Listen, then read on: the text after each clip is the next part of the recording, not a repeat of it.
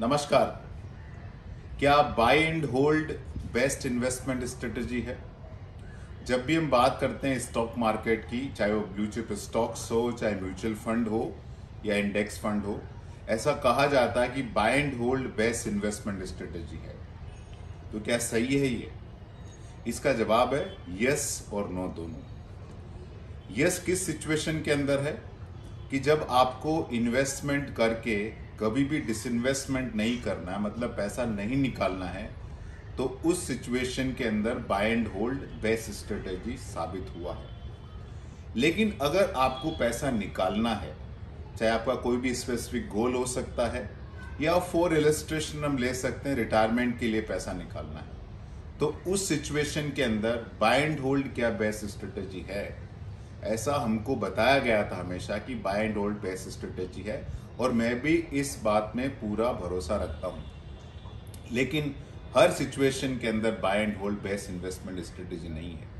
हम एक इलस्ट्रेशन लेके इसको एक्सप्लेन करने की कोशिश करते हैं। हमने काफी डीप रिसर्च करके डेटा निकाला है और आपके सामने मैं ये प्रेजेंट कर रहा हूं। पहले इसके एजम्पशंस क्या हम आपको बता दें।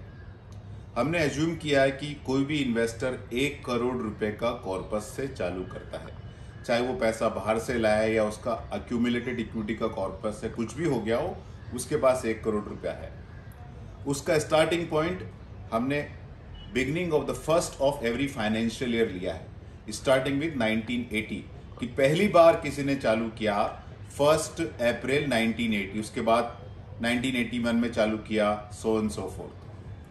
पैसा डालने के बाद हमने एज्यूम किया कि उस 1 करोड़ रुपए के ऊपर इन्वेस्टर 8% विड्रॉ कर रहा, मतलब पहले साल उसने 1 करोड़ रुपया के ऊपर 8 लाख रुपया विड्रॉ किया, और ये विड्रॉल हमने इक्वल मंथली इंस्टॉलमेंट में लिया, मतलब 1 crore multiply by 8% is 8 lakh annual withdrawal, और 8 लाख डिवाइड बाय 12 मतलब 66,667 रुपीज हमने हर महीने विड्रॉल माना। ये हो गया month number 1 two month number 12। उसके बाद अगले साल इसको हमने 6% ग्रोथ दिखाई, जो पैसा निकाल रहे हैं आप, क्योंकि हमने माना कि ऑन एन एवरेज 6% इन्फ्लेशन रहे, तो जो आप विड्रॉ कर रहे हो अपने खर्चे के लिए वो हर साल 6% बढ़ना चाहिए।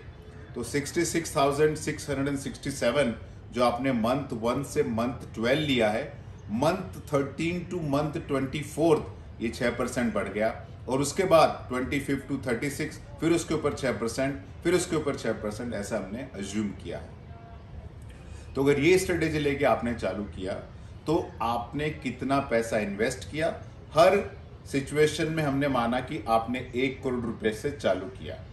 कितना पैसा निकाला इस तरीके से वो भी आपको बताएंगे, और अभी आपका कॉर्पस क्या है वो भी बताएंगे, और ये भी बताएंगे कि कितने पीरियड, कितना टाइम ऐसा रहा कि आपका बहुत अच्छा वेल्थ क्रिएट हुआ, और कितनी बार ऐसा हुआ कि आपका वेल्थ क्रिएट नहीं हुआ, वेल्थ ऑन द कॉन्ट्री डिस्ट्रॉय हो गया, खत्म हो गया।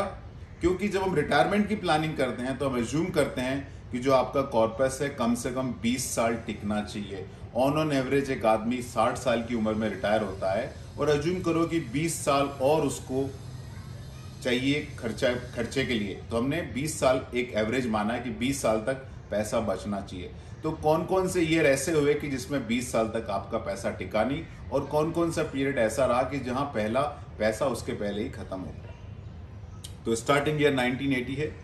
1980 में चालू किया 1 करोड़ रुपए से, और आपने अभी तक इतना पैसा निकाल लिया उसमें से 1 करोड़ में से, और आपका कॉर्पस ये है 1981, 1982, 1983, 1984, 1985, 1986, 1987, 1988, 1989, 1990, 1991, 1992, 1993, 1994, 1995, 1996, 1997, 1998, 1999, year 2000, 2001, 2002, 2003, 2004, 2005, 2006, 2007, 2008, 2009, 2010, 2011, 2012, 2013, 2014, 2015, 2016, 2017, 2018, 2019 एंड 2020। अभी हमने सब साल के आपको डेटा दिखा दिए। There are some great year. कौन कौन से साल ग्रेट रहे हैं? 1980, 1981, 1982, 1983, 1984, 1985, 1986, 1987, 1988, 1989, 1990, 1991, ये सब ग्रेट ईयर रहे। उसके बाद 2001, 2002, 2003, 2004, 2005 ये ग्रेट ईयर रहे हैं।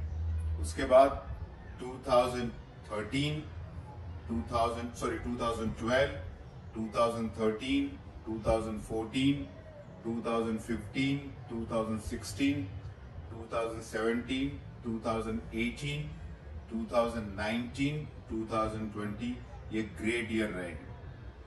चैलेंजिंग ईयर्स कौन कौन से रहे? Starting with 1992। 92 में अगर आपने चालू किया होता तो पैसा 7 साल ही टिका है, मतलब उसमें पैसा टूटा आपका। 93 चैलेंजिंग ईयर रहा, पूरा 20 साल पैसा टिका नहीं है। 1994 चैलेंजिंग रहा है, 1995 चैलेंजिंग रहा है, 1996 चैलेंजिंग रहा है, 1997 चैलेंजिंग रहा है, 1998 चैलेंजिंग रहा है, 1999 चैलेंजिंग रहा है, ये 2000 चैलेंजिंग रहा है। तो ये 9 साल आपके बड़े चैलेंजिंग रहे कि जहां पैसा आपका 20 साल नहीं टिका है। उसके बाद कौन से चैलेंजिंग ईयर रहे? 2006 चैलेंजिंग रहा है, 2007 चैलेंजिंग रहा है, 2008 चैलेंजिंग रहा है, 3 साल और, तो 9 और 3 12। उसके वाला चैलेंजिंग कौन कौन से साल रहे हैं? 2010 चैलेंजिंग रहा है, 2011 चैलेंजिंग रहा है, क्योंकि आपके पास काफ़ी पैसा अभी खत्म हो गया है। 2010 में अगर आपने चालू किया तो आपके पास करीब 50-1 लाख रुपए बचा है, खाली 10 साल 11 साल आगे बचा है। 2011 में अगर आपने चालू किया तो खाली आपके पास 34-35 लाख रुपीज़ के आसपास बचा है, और आपको भी 10 साल और आगे के लिए पैसा चाहिए। तो आउट ऑफ लास्ट 40 ईयर्स 26 सालों में ग्रेट ईयर्स रहे हैं, लेकिन 14 साल चैलेंजिंग रहे। इसका मतलब क्या है? अराउंड 35% ऑफ द टाइम, मतलब 1/3 time buy and hold strategy जब आपको पैसा निकालना है तो काम नहीं की है। इसका मतलब क्या है कि मार्केट टाइमिंग जब आप चालू करो मैटर्स करता है। जब आप कॉर्पस खड़ा करके उसमें से पैसा निकालना चालू करो तो इसका बहुत बड़ा इंपॉर्टेंस है। ऐसा होता क्यों है आपको बताऊं। एसआईपी का रिवर्स है ये। एसआईपी अपना बेस्ट परफॉर्मेंस देती है जब बाजार बेयरिश फेज से, खराब दौर से निकलता है, क्योंकि उस टाइम आप ज्यादा यूनिट एक्यूमुलेट कर लेते हो। रिवर्स होता है जब आप पैसा निकाल रहे हो और उस टाइम मार्केट बेयरिश फेज के अंदर रहता है तो आपके ज्यादा यूनिट निकल जाते हैं। तो इसका मतलब क्या हुआ कि मार्केट टाइमिंग बहुत मैटर करता है, लेकिन हम सबको मालूम है कि मार्केट टाइमिंग कोई कर नहीं सकता। तो सोल्यूशन क्या है? परहैप इसका कोई मैथमेटिकल मॉड्यूल बन सकता है क्या? बिल्कुल, जेआरएल मनी ने इसका मैथमेटिकल मॉड्यूल बनाया है, लेकिन वो हम आपको अगले वीडियो के द्वारा बताएंगे। मीनवाइल आप क्या कर सकते हो? आपको जरूरत है एक अच्छे एडवाइजर की, उसके तरह से काम हो सकता है।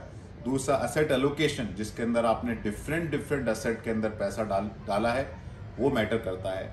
बट टिल देन सबसे सिंपल और इजी टू अंडरस्टैंड और बहुत ही ओल्ड फैशन तरीका है अपना रिटायरमेंट सेव करने का, कि आप पैसा कम खर्च करें और ज़्यादा सेविंग करें, तो परहैप्स आपका काम हो सकता है। फाइनली, आपका पैसा है, आपका फ्यूचर है, आप डिसाइड करें। धन्यवाद।